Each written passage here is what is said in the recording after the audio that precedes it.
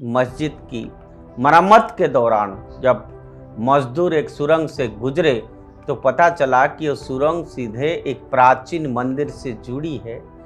जैसे ही ये समाचार बाहर आया, हिंदुओं में आक्रोश फैल गया और उन्होंने मांग की कि उन्हें उस मंदिर के दर्शन करने की अनुमति दी जाए। इतिहास की किताबों से योजनाबद्ध तरीके से मंदिर विध्वंस के अध्याय हटा दिए गए।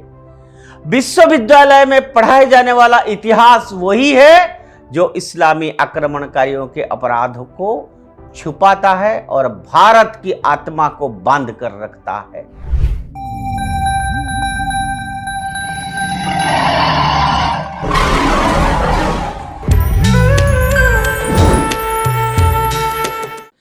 नमस्कार, उदय इंडिया डिजिटल में आप सबका बहुत बहुत स्वागत है। मैं हूं दीपक कुमार रथ।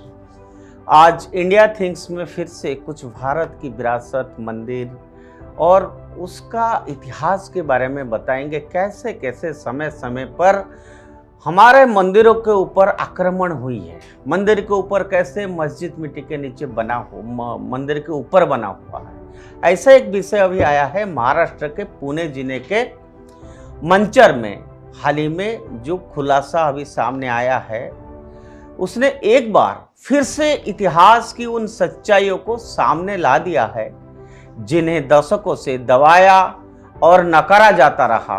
मस्जिद की मरम्मत के दौरान जब मजदूर एक सुरंग से गुजरे तो पता चला कि वो सुरंग सीधे एक प्राचीन मंदिर से जुड़ी है।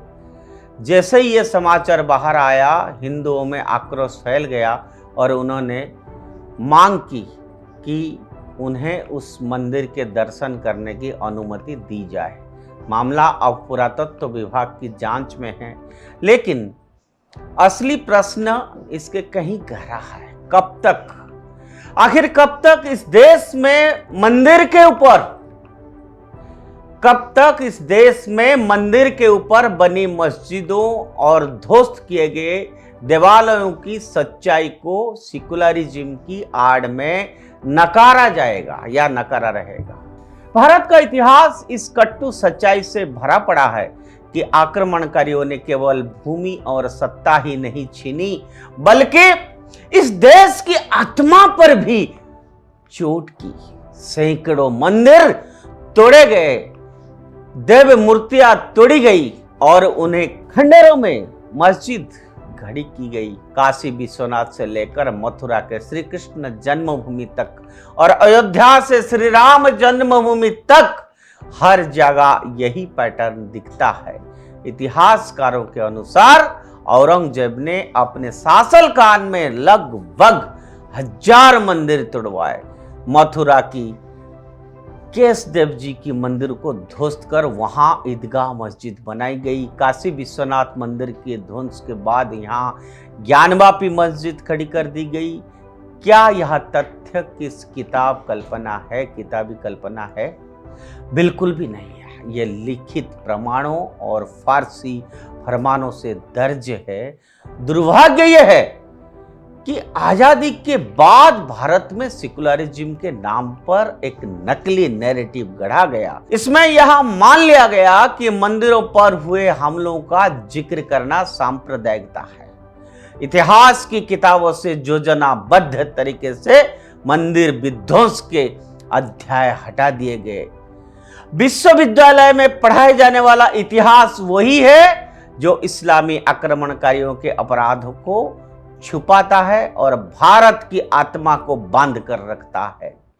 जब अयोध्या में बाबरी मस्जिद के नीचे खुदाई से राम मंदिर की अवशेष मिले तो इससे भी झूठ और राजनीतिक षड्यंत्र बताया गया, लेकिन सुप्रीम कोर्ट ने अंततः अपने निर्णय में यह साफ कर दिया कि मस्जिद के नीचे मंदिर मौजूद था।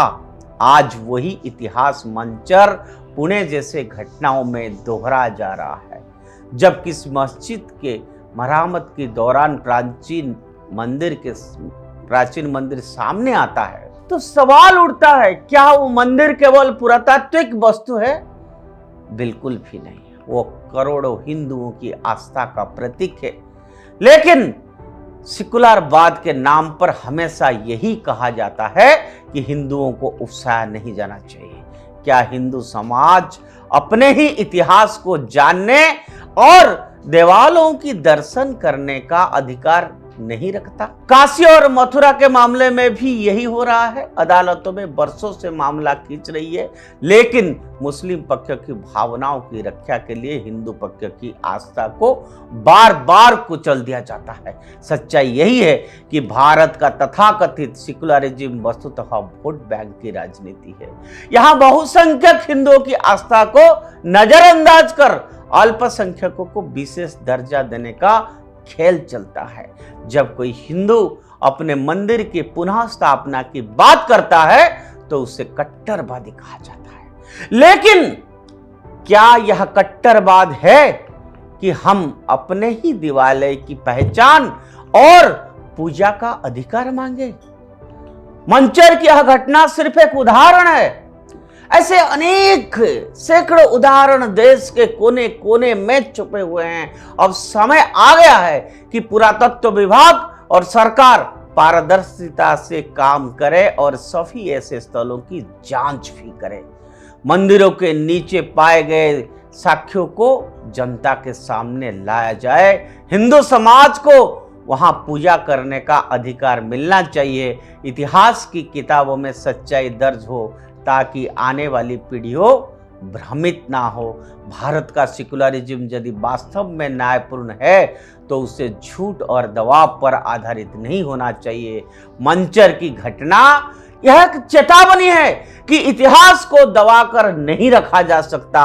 अब हिंदू समाज को अपने अधिकारों और अपनी आस्था के लिए संगठित होकर आवाज उठानी होगी, क्योंकि अगर हम सच को बार बार नजरअंदाज करेंगे तो आने वाली पीढ़ियों हमें यही पूछेगी, जब हमारे मंदिर जमीन से बाहर निकल रहे थे तो तुम चुप क्यों थे? ये बहुत बड़ी गंभीर विषय है मित्रों। ये विषय आपका सोचने का भी है और हम आशा करते हैं जो आज उदय इंडिया प्लेटफॉर्म के थ्रू ये बात आपके सामने रखा, ये बात सरकार हो या पुरातत्व विभाग हो, उसको सामने लाएगा। आज के लिए इतना।